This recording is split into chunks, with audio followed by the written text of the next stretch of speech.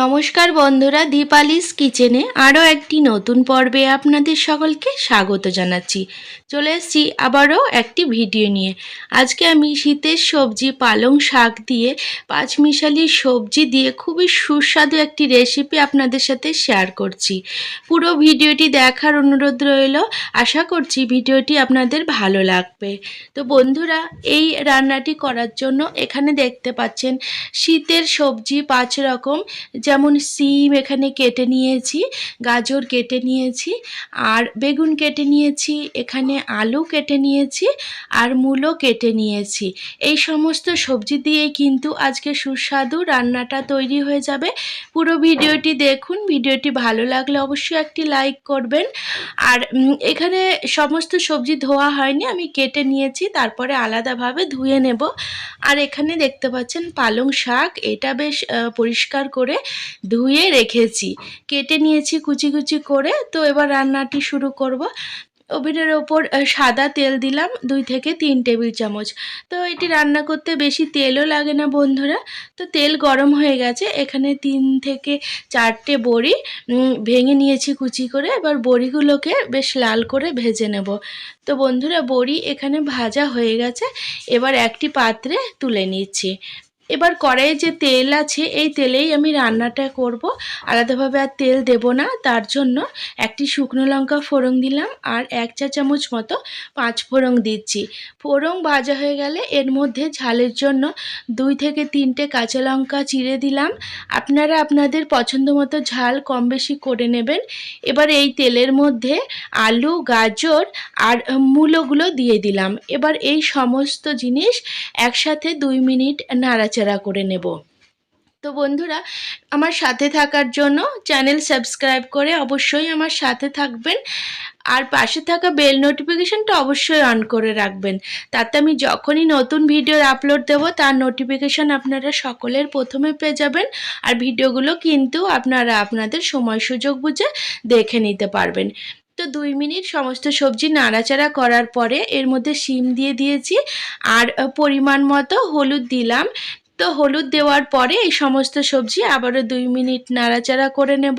কারণ শিম, মূলো এই সমস্ত সবজিতে একটু গন্ধ থাকে, তো তেলের ওপর দিয়ে একটু নাড়াচাড়া করে নেওয়ার ফলে এগুলোর গন্ধ আর থাকবে না। এবার 2 মিনিট নাড়াচাড়া করে নেওয়ার পরে এর মধ্যে কুচি করে রাখা বেগুনগুলো দিয়ে দিচ্ছি। তো বেগুন যেহেতু খুব তাড়াতাড়ি সেদ্ধ হয়ে যায়, যার জন্য বেগুন দিয়ে আমি আর ভাজিনি। বেগুন দেওয়ার পরে এইভাবে 1 মিনিট নাড়াচাড়া করে নিয়েছি। তো নাড়িয়ে নেওয়ার পরে দেখতে পাচ্ছেন সবজিগুলো হালকা ভাজা হয়ে গেছে। এখন এর মধ্যে আগে থেকে কেটে রাখা পালং শাক দিয়ে দিচ্ছি। তো পালং শাক দেওয়ার পরে আরও একবার নাড়াচাড়া করে দিচ্ছি, কিন্তু তার আগে এখানে স্বাদ অনুযায়ী লবণ দিয়ে দিলাম। কারণ পালং শাকের যে জল বেরোবে, সেই জলেই কিন্তু সমস্ত সবজি সেদ্ধ হয়ে যাবে। আমি আলাদাভাবে আর জল দেব না, তাতে তরকারিটা খেতে বেশি সুস্বাদু লাগবে। যার কারণে আমি এখন লবণটা দিলাম। তো লবণ দেওয়ার ফলে দেখতে পাচ্ছেন শাকগুলো কীরকম জল ছেড়ে দিচ্ছে। এবার আমি এর মধ্যে আগে থেকে ভেজে তুলে রাখা বড়িগুলো দিয়ে দিলাম।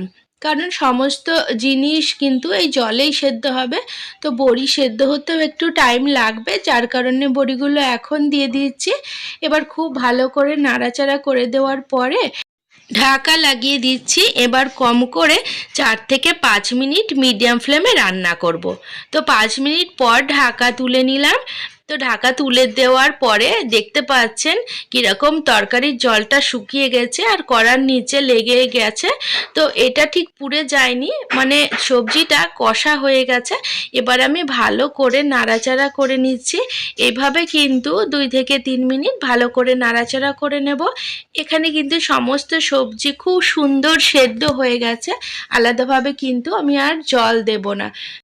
তো তরকারিটা কিন্তু এক ঢাকাতেই রান্না হয়ে গেছে। এবার এখানে স্বাদ অনুযায়ী চিনি দিলাম। তো চিনি দেওয়ার পরে আবারও ভালো করে 1 মিনিট নাড়াচাড়া করে নেব। তো চিনি আপনারা না দিতেও পারেন, কিন্তু শীতের পাঁচমিশালি সবজিতে একটু চিনি দিলে খেতে কিন্তু খুবই সুস্বাদু হয়। বন্ধুরা, ভিডিওটি যদি ভালো লাগে তাহলে অবশ্যই আপনারা আপনাদের নিকটবর্তী আত্মীয় স্বজন বন্ধু বান্ধবের সাথে শেয়ার করবেন, যাতে তারাও রান্নাটি বানানোর সুযোগ পায়। আর আমার সাথে থাকার জন্য চ্যানেল সাবস্ক্রাইব করে অবশ্যই আমার সাথে থাকবেন। তো দেখতে পাচ্ছেন বন্ধুরা, তরকারিটা কতটা লোভনীয় লাগছে দেখতে। এটি যতটা দেখতে সুন্দর লাগছে, খেতেও কিন্তু খুবই সুস্বাদু হয়। দেখতে পেলেন আপনারা, কোনো মশলা ছাড়াই কিন্তু এইরকম সুস্বাদু পালং শাকের রেসিপি তৈরি হয়ে গেল। তো এবার রান্নাটি হয়ে গেছে, এখন আমি এটি পাত্রে নামিয়ে নিয়েছি। এখন আমি গরম ভাতের সাথে পরিবেশন করব। আপনারা এই রান্নাটি অবশ্যই একদিন বাড়িতে রান্না করে দেখুন, আশা করছি আপনাদের ভালো লাগবে।